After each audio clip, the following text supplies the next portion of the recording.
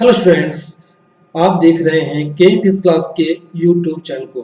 आज हम लोग सोल्व करेंगे किरचॉफ्स करंट लॉ पे बेस्ड कुछ प्रॉब्लम को जो एम करेंट बुक से लिया गया है और व्हीटस्टोन ब्रिज के बेसिक पे जो क्वेश्चन दिया गया है न्यूमेरिकल है उसे हम लोग आज सोल्व करेंगे। तो पहला क्वेश्चन हम लोग स्टार्ट करते हैं। हमारा पहला क्वेश्चन अच्छा करते हैं। लिखा हुआ है कि find out the value of current I4 in the given circuit. मतलब ये आपके पास कोई सर्किट दिया गया है, ये कोई सर्किट दिया गया है और बोला गया है कि find out the current I4। मतलब ये जो करंट है उसके वैल्यू निकालना है। तो इस ये प्रॉब्लम सोल्व करने से पहले हम लोग किरचॉफ्स करंट लॉ के कुछ इंपॉर्टेंट कॉन्सेप्ट के बारे में समझते हैं। केसीएल का स्टेटमेंट जो फुल फॉर्म होता है किरचॉफ्स करंट लॉ। केसीएल का स्टेटमेंट था the algebraic sum of current meeting at a branch point is equal to 0। मतलब कि अगर यहाँ पे कोई ये नोड है, ये कोई नोड है, इस पे हम लोग मान लेते हैं कि आपके पास करंट I1 जो दिया गया है वह करंट इनकमिंग करंट है। इसे हम लोग पॉइंट P मान लेते हैं, इसे पॉइंट हम लोग P मान लेते हैं। I1 इनकमिंग करंट है, I2 भी क्या है, इनकमिंग करंट है, I3 आउटगोइंग करंट है और I4 जो दिया गया है क्वेश्चन में वह इनकमिंग है। तो हम लोग सोल्व करते हैं क्योंकि किरचॉफ्स करंट लॉ पे हम जानते हैं कि the algebraic sum of current meeting at a branch point is 0।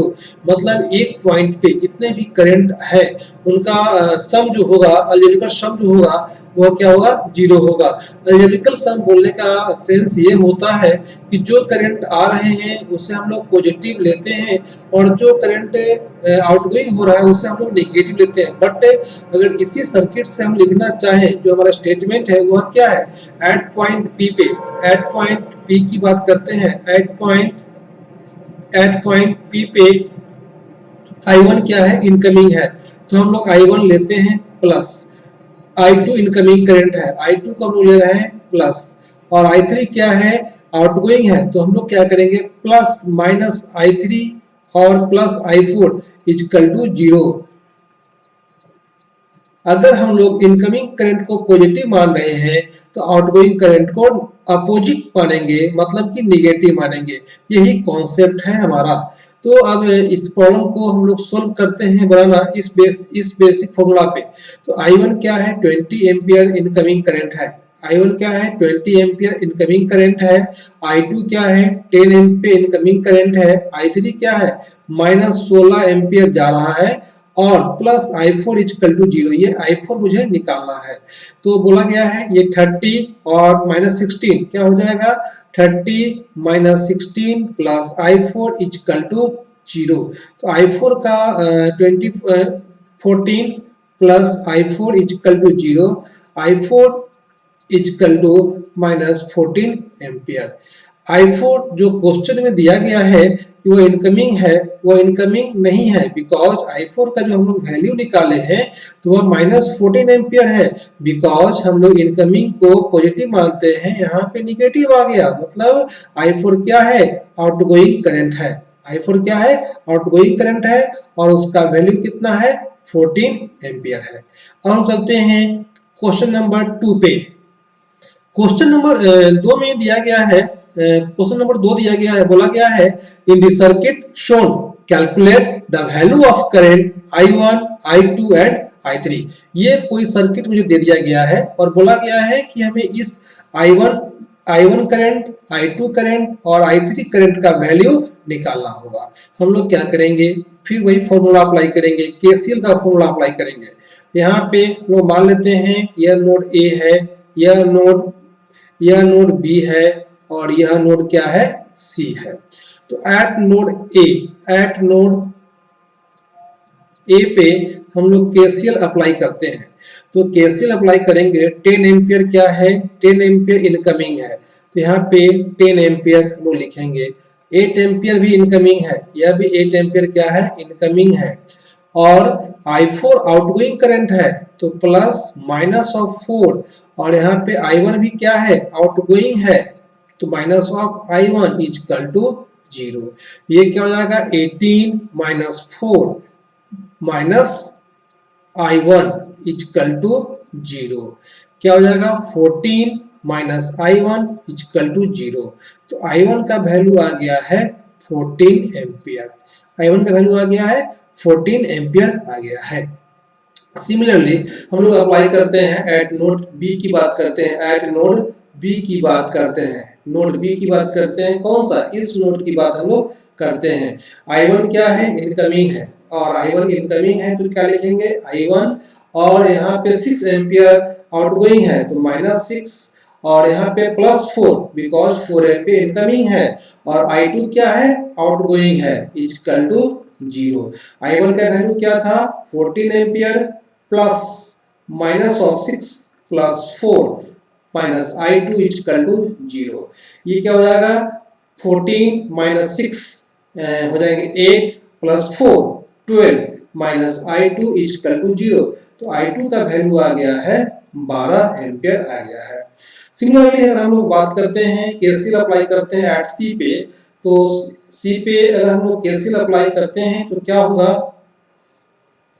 सी पे अगर हम लोग अप्लाई करते हैं केसीएल का वैल्यू अप्लाई करते हैं सी पे तो क्या होगा? I2 इनकमिंग है, I2 क्या हो जाएगा?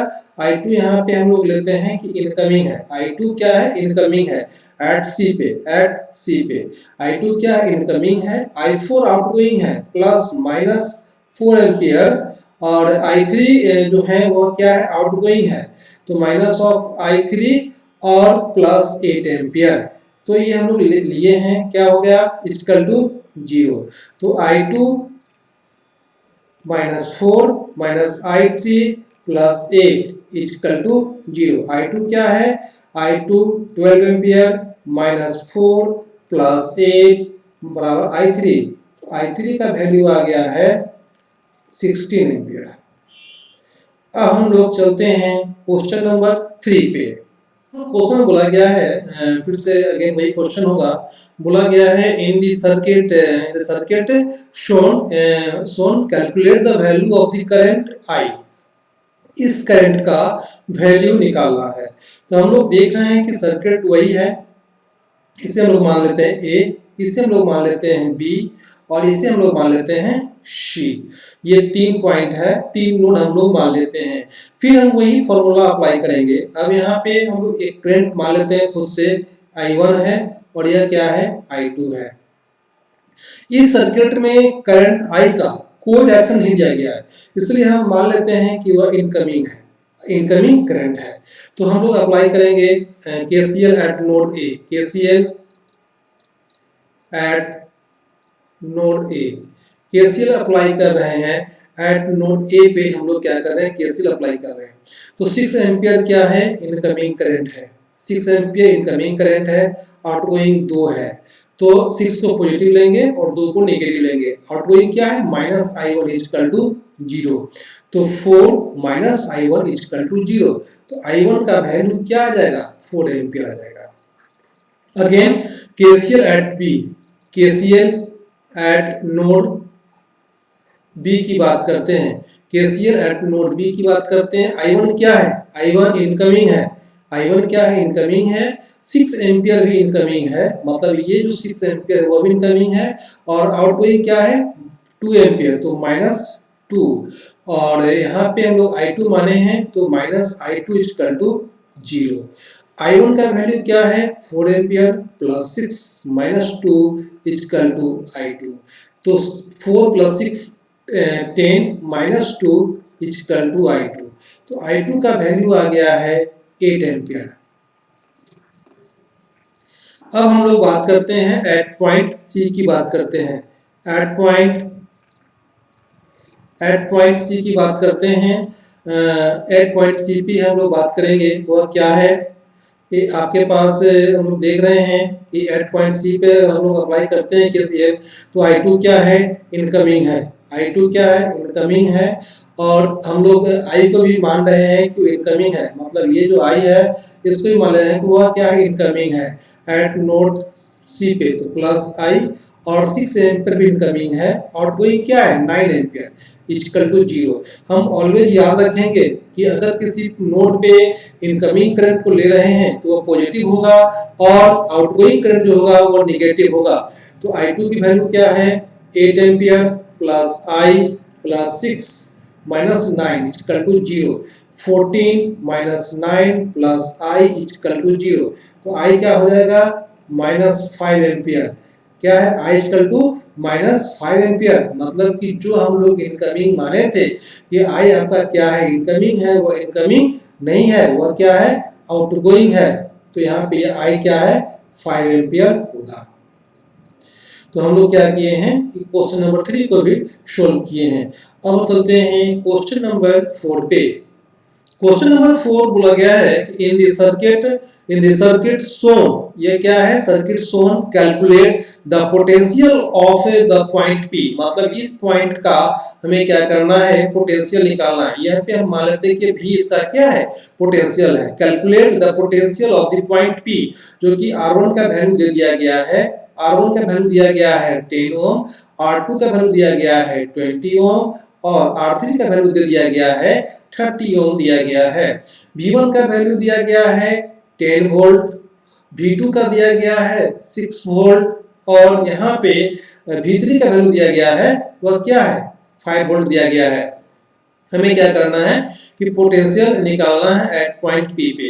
तो हम लोग देख क्या रहे हैं कि एट पॉइंट पी पे अगर हम लोग केसीएल अप्लाई करते हैं एट पॉइंट पी पे, एट पॉइंट पी की बात करते हैं, एट पॉइंट पी की बात करते हैं तो क्या होगा करंट इनकमिंग हो रहा है I1, I2 और I3, मतलब क्या होगा हम लोग अप्लाई करेंगे केसीएल एट पॉइंट पी तो क्या होगा इनकमिंग करंट, सभी इनकमिंग करंट है I1 plus I2 plus I3 equal to 0। यह वैल्यू हम जानते हैं अकॉर्डिंग टू केसीएल। अगर इस I1 की वैल्यू निकाला जाए तो हम लोग क्या जानते हैं V बटा R, V क्या है पोटेंशियल डिफरेंस है। तो यहाँ पे क्या होगा V1 माइनस V बटा R1 जो होगा वह क्या होगा I1 हो जाएगा, I2 भी क्या हो जाएगा V2 माइनस V बटा R2 और V3 क्या हो जाएगा V3 माइनस V बटा R3। यह according to Ohm's law I equal to होता है V बटा R और वह भी क्या है पोटेंशियल डिफरेंस बटा रेसिस्टेंस हो जाएगा। इस I1, I2, I3 का, इस I1, I2 और I3 का वैल्यू इस इक्वेशन में हम लोग पुट करेंगे तो क्या हो जाएगा V1 माइनस V बटा R1 plus V2 minus V बटा R2 plus V3 minus V बटा R3 इक्वल टू 0। V1 क्या है हमारे पास V1 दे दिया गया है 10 वोल्ट माइनस V, R1 क्या है R1 दिया गया है 10 ओम प्लस V2 क्या हो जाएगा V2 6 वोल्ट माइनस V बटा R2 का 20 और V3 क्या है 5 वोल्ट होगा माइनस V बटा 30 ओम इक्वल टू 0। यहाँ पे हम लोग क्या कर रहे हैं एलसीएम ले लेते हैं। एलसीएम कितना हो जाएगा 60 और ये वैल्यू हो जाएगा 6 10 minus V plus 3 6 minus V plus यहाँ पे हो जाएगा 2 5 minus V equal to 0। Next हम लोग ब्रेक करते हैं। ब्रेक करने के बाद क्या होगा ब्रेक अगर करते हैं तो ये 60 हो जाएंगे वो मल्टीप्लाई हो जाएंगे जीरो हो जाएंगे और ये हम लोग ब्रेक करते हैं तो क्या हो जाएगा ये हम लोग ब्रेक करते हैं तो 60 माइनस 6V और प्लस क्या हो जाएगा 60 minus 6V plus 18 minus 3 volt plus 10 minus 2 volt equal to 0। क्या हो जाएगा 16 और 18 78 और ये क्या हो जाएगा 88। तो 88 equal to minus 6 88 minus 6 minus 3 और minus 2 minus 11 volt equal to 0। इस V का मान हो जाएगा 88 बटा 11 इक्वल टू 8 वोल्ट। तो यह पोटेंशियल एट पॉइंट P हम लोग क्या निकाल दिए हैं 8 वोल्ट आ गया है। हम लोग क्वेश्चन नंबर 4 को सोल्व किए हैं। अब हम सोल्व करेंगे क्वेश्चन नंबर 5 को। बोला गया है in the above question calculate the value of current I1, I2 and I3। In the above question जो क्वेश्चन दिया गया था वह क्वेश्चन में बोला गया है कि in the above question calculate I1, I2 और I3। यह I1 का जो वैल्यू होगा हम लोग जानते हैं कि जो I1 हम लोग निकालते हैं वो I1 क्या है जो हम लोग निकाले हैं पोटेंशियल डिफरेंस, जो निकाले हैं क्या है, potential difference I one equal to हो जाएगा V1 माइनस V बटा R1। V1 का वैल्यू क्या था हमारे पास, V1 का वैल्यू था हमारे पास अभी V1 का वैल्यू दिया गया है 10 वोल्ट, 10 वोल्ट, 6 वोल्ट, 5 वोल्ट और 10 वोल्ट, 6 वोल्ट, 5 वोल्ट। मतलब क्या है, ये बोला गया है 10 वोल्ट, 6 वोल्ट, 5 वोल्ट और इसका वैल्यू निकाले हैं अभी 8 वोल्ट। वैल्यू जस्ट अभी निकाले हैं, क्या है 10 वोल्ट V1 का है, 6 वोल्ट V2 का है और V3 का 5 वोल्ट है और V का वैल्यू जो at potential at point P वह क्या 8 वोल्ट है। अब हम लोग को बोला गया है करंट निकालने के लिए, तो R1 का वैल्यू बोला गया है, R1 का वैल्यू बोला गया है 10 ओम, R2 का बोला गया है 20 ओम और R3 का बोला गया है 30 ओम। तो क्या होगा V1 माइनस V मतलब 10 माइनस 8 बटा R1 का वैल्यू क्या हो जाएगा 10, तो 2 बटा 10 वैल्यू जाएगा 0.2 एम्पियर। I2 की बात करते हैं, I2 जगह V2 माइनस V बटा R2, तो V2 का मान क्या है 6 वोल्ट माइनस 8 वोल्ट बटा 20 माइनस 2 बटा 20 माइनस 0.1 एम्पियर। यह क्या है निगेटिव है, मतलब कि जो डायरेक्शन में दिया गया है करंट I2 का डायरेक्शन उसका अपोजिट में करंट फ्लो कर रहा है, मतलब दिया गया है ये और फ्लो होगा इस डायरेक्शन में। सिमिलरली I3 को निकालते हैं, I3 हो जाएगा V3 माइनस V बटा R3। V3 का वैल्यू क्या है, V3 का वैल्यू 5 वोल्ट होगा और V का वैल्यू क्या है 8 वोल्ट बाई 30 माइनस 3 बटा 30 वैल्यू आ रहा है माइनस 0.1 एम्पियर। मतलब वो भी क्या है इनकम दिया गया है कि I3 इनकमिंग है लेकिन I3 आउटगोइंग है, बिकॉज जब लोग करंट निकालते हैं तो माइनस वैल्यू आ रहा है, माइनस 0.1 एम्पियर इसका वैल्यू आ रहा है। अब हम चलते हैं क्वेश्चन नंबर 6 को सोल्व करते हैं।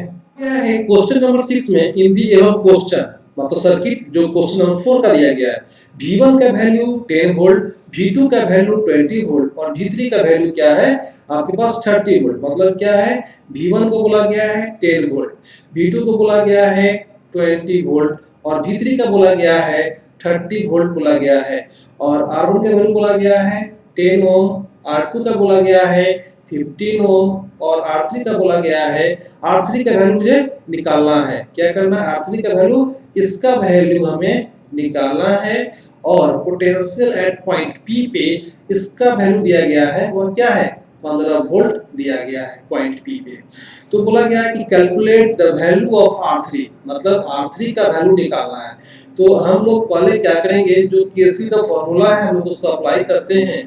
तो KCL at point P, KCL at C, अगर हम लोग एट P पे हम लोग केसीएल अप्लाई करते हैं तो क्या होगा I1 plus I2 plus I3 equal to 0। I1 का वैल्यू क्या हो जाएगा, I1 का वैल्यू जो हो जाएगा वह हो जाएगा V1 माइनस V बटा R1 plus V2 minus V बटा R2 और V3 माइनस V बटा R3 इक्वल टू 0। V1 का वैल्यू क्या है 10 दिया गया है और 15 ये दिया गया है बटा R1 का वैल्यू क्या है 10 है प्लस V2 का वैल्यू बोला गया है 20 वोल्ट माइनस ऑफ 15 वोल्ट बटा R2 का वैल्यू बोला गया है 15 ओम प्लस V3 का वैल्यू बोला गया है, V3 का जो वैल्यू बोला गया है वो क्या है 30 वोल्ट दिया गया है क्वेश्चन में माइनस ऑफ 15 बटा R3 इक्वल टू 0। ये क्या हो जाएगा minus 5 by 10 plus 5 by 15 plus 15 बटा R3 इक्वल टू 0 माइनस 5 बटा 10 और प्लस 5 बटा 15 प्लस 15 बटा R3। हम लोग क्या करते हैं एलसीएम ले लेते हैं, एलसीएम लेने पर क्या हो जाएगा 30 एलसीएम हो जाएगा minus 5 into 3 plus 5 into 2 plus 15 बटा R3 इक्वल टू 0। क्या लिखेंगे हम लोग यहाँ पे लिख रहे हैं कि माइनस 15 प्लस 10 बटा 30 प्लस 15 बटा R3 इक्वल टू 0। तो यहाँ पे -5 बटा 10 प्लस 15 बटा R3 इक्वल टू 0। तो यहाँ पे क्या हो जाएगा 5/10 इक्वल टू 15 बटा R3 कट जाएगा 5 3 और ये हो जाएगा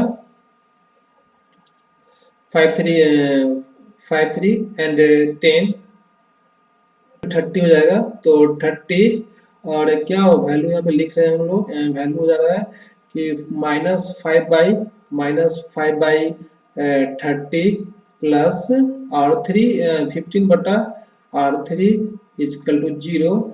तो 5 बटा 30 बराबर 15 बटा R3 कट जाएगा 3। तो R3 का वैल्यू आ जाएगा 90 ओम। हम लोग क्या किए हैं, R3 का वैल्यू 90 ओम हम लोग फाइंड कर लिए हैं। इसी क्वेश्चन का हम लोग इस पार्ट को सोल्व किए हैं। सेकंड पार्ट जो बोला गया है कि calculate the current in the each branch. हमें क्या करना है कि कैलकुलेट करना है करंट इन ईच ब्रांच, मतलब I1, I2 और I3 का वैल्यू निकालना है। तो हम लोग सोल्व करते हैं सेकंड पार्ट इस क्वेश्चन का। फर्स्ट हम लोग ने क्या किया था, R3 का वैल्यू निकाला था 90 ओम, 90 ओम निकाला था। R1 का वैल्यू 10 वोल्ट दिया हुआ है, 10 ओम दिया हुआ है। R2 का 15 ओम दिया हुआ है, R2 का क्या है 15 ओम दिया हुआ है। और पॉइंट P पर पोटेंशियल दिया गया है 15 वोल्ट।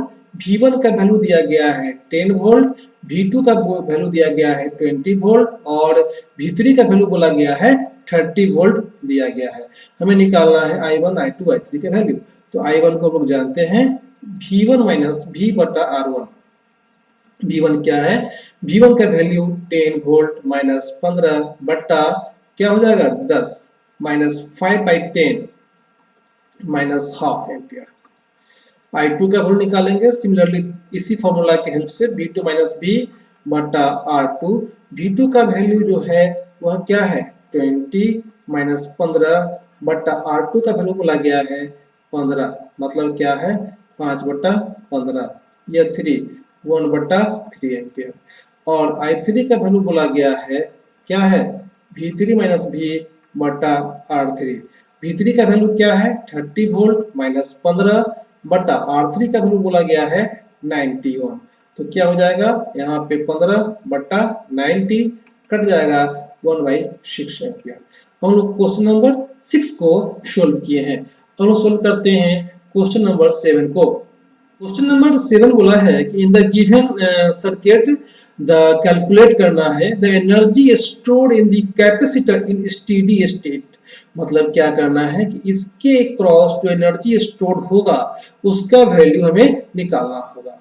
तो हम लोग जानते हैं कि कैपेसिटर के क्रॉस जो एनर्जी स्टोर होता है वो होता है energy equal to half CV square, half CV square.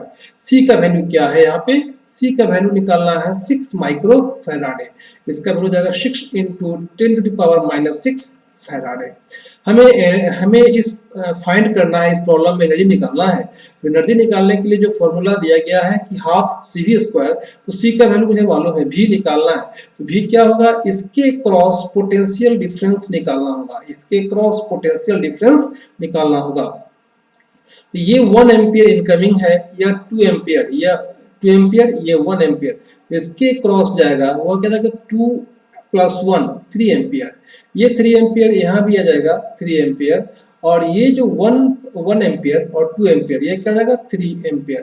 तो हमें क्या निकालना है कि पोटेंशियल डिफरेंस निकालना है। तो क्या निकालना होगा, potential difference across AB equal to क्या है, पोटेंशियल डिफरेंस अक्रॉस AB हमें निकालना है। तो वह क्या हो जाएगा 3 × 5 प्लस 3 × 1 माइनस ऑफ 2 × 3 क्या हो जाएगा 15 + 3 - 6 18 - 6 इक्वल टू 12 वोल्ट। हमें क्या निकालना है, एनर्जी निकालना है। एनर्जी निकालना है half CV square. Half C का वैल्यू क्या है आपके पास 6 × 10⁻⁻6 और V स्क्वायर का वैल्यू निकालना है 12 × 12 यह जब पुट करेंगे तो क्या हो जाएगा, 3 इंटू 144 इंटू 10⁻⁶। ये जब ब्रेक हम लोग करेंगे तो क्या वैल्यू आ जाएगा, इसका वैल्यू हमारे पास आ जाएगा 4.32 इंटू 10⁻⁴ जूल। हम लोग क्या किए हैं, क्वेश्चन नंबर 7 को भी सोल्व किए हैं। उसका आंसर क्या है, 4.32 इंटू 10⁻⁴ जूल। अब हम लोग सोल्व करेंगे क्वेश्चन नंबर 8 को सोल्व करेंगे। नेक्स्ट क्वेश्चन बोला गया है कि calculate the equivalent resistance between the point M and N in the given circuit. बोला गया है, क्वेश्चन में दिया गया है, बोला गया है कि फाइंड करना है equivalent resistance between M and N in the circuit. जब भी ऐसा कुछ सर्किट को हमें सोल्व करना होगा तो हमें याद रखना पड़ेगा, अगर ये P है और ये Q है और ये R होगा और यह S होगा, तो अगर P बटा Q का रेशियो और R बटा S का रेशियो सेम हो जाएगा तो इस ब्रांच में कोई भी करंट फ्लो नहीं करेगा। मतलब कि अगर हम लोग मान लेते हैं कि अभी हमारे पास 4/4 होंगे तो क्या हो जाएगा, 4/4 कट के 1 हो जाएगा और ये भी क्या हो जाएगा, 4/4 कट के 1 हो जाएगा। तो यहाँ पे क्या हो जाएगा, I1 आ जाएगा और यहाँ पे क्या हो जाएगा, I2 आ जाएगा। I1 आ जाएगा और I2 आ जाएगा। तो I1 करंट अगर इनकमिंग लिया है, I1 करंट इनकमिंग, I1 अगर यहाँ से कोई करंट I एंट्री किया है वह दो भाग में बट गया, I1 और I2 में बट गया। तो I1 चूंकि इस ब्रांच में कोई भी करंट फ्लो नहीं करेगा तो ये पूरा का पूरा I1 यहाँ पे चला आएगा और यही I2 क्या हो जाएगा, यहाँ पे I2 चला जाएगा। तो हमें निकालना क्या है, हमें निकालना है equivalent resistance between the terminal point M and N। मतलब ये M है, ये आपके पास M है, तो ये हमें क्या करना है, ये पूरा सर्किट को इस फॉर्म में चेंज कर देना है, फॉर्म में चेंज कर देना है। तो जब हम लोग सोल्व करते हैं तो जब बीच ब्रांच में कोई भी करंट नहीं फ्लो करेगा तो सर्किट को हम लोग कुछ इस प्रकार से ड्रॉ कर सकते हैं, इस प्रकार से ड्रॉ कर सकते हैं। 4 और 4, ये भी क्या है, 4 और ये 4, ये 4 का हम लोग क्या किए हैं, निकाले हैं। तो ये दोनों, क्योंकि ये करंट I1 इस 4 ओम में भी है और इस 4 ओम में भी है, इसका मतलब क्या है, यह दोनों 4 ओम क्या होगा, सीरीज में हो जाएगा। सिमिलरली यह I2 करंट है, यह I2 करंट दोनों में सेम है, इसलिए इसका भी क्या हो जाएगा, सीरीज में हो जाएगा। इसका मतलब क्या है कि अगर हम लोग बात करते हैं,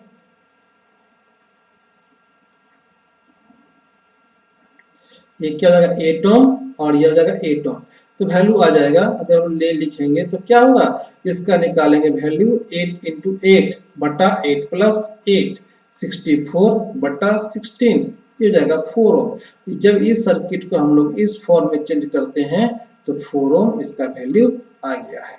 तो हम लोग यह जो क्वेश्चन हम लोग बनाए हैं यह व्हीटस्टोन ब्रिज के एप्लीकेशन पे हम लोग बनाए हैं और हम सभी क्वेश्चन को प्रयास करेंगे जो इस फॉर्म में आने वाले हैं उसको इसी फॉर्म में ब्रेक करना सर्किट को। तो हम चलते हैं क्वेश्चन नंबर 9 पे चलते हैं, क्योंकि यहाँ पे जो हम लोग निकाले हैं, हाँ इस पे हम लोग निकाले हैं ये जो जब सर्किट, ये जो सर्किट दिया गया है, ये सर्किट दिया गया है, इसे हम लोग इस फॉर्म में चेंज किए हैं, इसका वैल्यू क्या है, 4 ओम आ गया है। अब हम लोग सोल्व करते हैं, क्वेश्चन नंबर 9 को सोल्व करते हैं। क्वेश्चन नंबर 9 बोला गया है कि calculate the equivalent resistance between the point M and N। मतलब M और N के बीच क्या करना है, हमें इक्विवेलेंट रेजिस्टेंस निकालना है। तो ये भी क्या होगा, जो हम लोग सर्किट को देख रहे हैं, कुछ ये जो पार्ट है ये भी क्या होगा, व्हीटस्टोन ब्रिज में होगा। तो चूंकि 6/6 का रेशियो 1 होगा और इस 6/6 का रेशियो क्या होगा, 1 होगा। इसका मतलब है कि इस ब्रांच में कोई भी करंट फ्लो नहीं करेगा। तो हमें निकालना क्या है, हमें निकालना है कंप्लीट सर्किट को ब्रेक करके इस M और N टर्मिनल के बीच में जो R इक्विवेलेंट होगा उसकी वैल्यू निकालना होगा। तो जब निकाले हैं तो क्या होगा, इस सर्किट को हम लोग कुछ इस प्रकार से ब्रेक कर सकते हैं।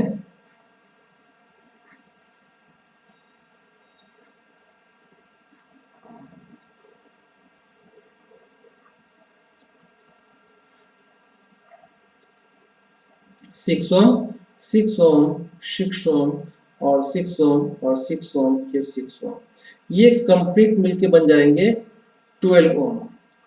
और ये भी क्या हो जाएंगे, बनेंगे कंप्लीट, ये बन जाएंगे 12 ओम।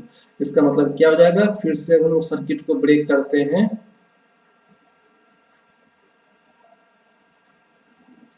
कुछ इस फॉर्म में सर्किट आ जाएगा। क्या हो जाएगा, 12, 12 और 6। जब ब्रेक करते हैं तो क्या हो जाएगा, इस सर्किट को जब हम लोग ब्रेक करते हैं तो क्या होगा,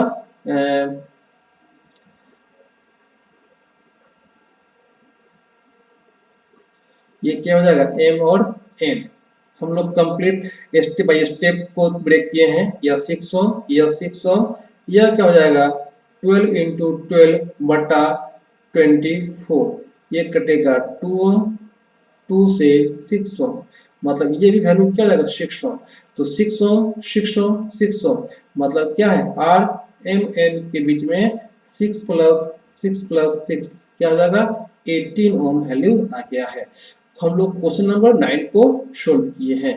अब चलेंगे क्वेश्चन नंबर 10 पर। क्वेश्चन नंबर 10 को हम लोग देख रहे हैं, बोला गया है कि calculate the equivalent resistance, calculate the equivalent resistance between the point M and N in the given figure. हमें इसका वैल्यू निकालना है, मतलब क्या, इक्विवेलेंट निकालना है। तो हम लोग देख क्या रहे हैं, 6 और 12 इसका रेशियो हाफ होगा, और 3 और 6 का भी रेशियो क्या होगा, हाफ होगा। इसका मतलब क्या, इस ब्रांच में कोई भी करंट फ्लो नहीं करेगा। तो जब भी सर्किट को हम लोग ब्रेक कर रहे हैं, सर्किट को ब्रेक करेंगे तो क्या हो जाएगा,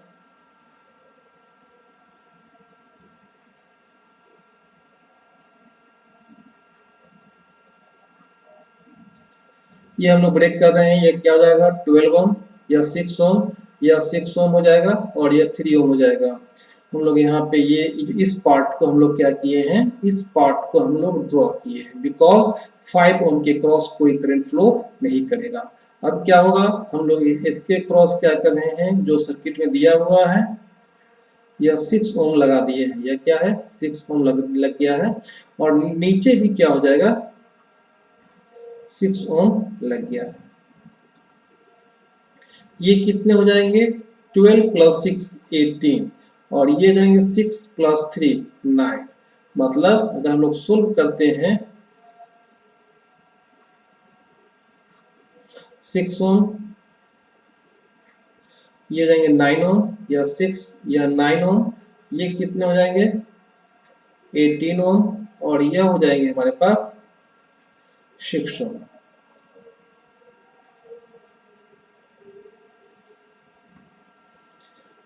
हमें निकालना है, यह जो M और N दिया हुआ है, ये M N के बीच निकालना होगा। तो 1/R equivalent equal to 1/6 plus 1/9 plus 1/18 plus 1/6। इसे हम लोग क्या करेंगे, 18 हम लोग क्या करेंगे, 18 एलसीएम हो जाएगा, तो 6 3 प्लस 2 प्लस 1 प्लस 3, 3 3 6 2 8 1 9, क्या हो जाएगा 9/18, कट जाएगा 2 1/2। इसका मतलब क्या हो जाएगा, आर इक्विवेलेंट का वैल्यू आ जाएगा 2 ओम। मतलब कि जो हम लोग निकाल रहे हैं एम और एन के बीच, वह क्या होगा, वह हो जाएगा ये कुछ 2 ओम। हम लोग क्वेश्चन नंबर 10 को भी सोल्व कर लिए हैं। Okay, thank you for watching.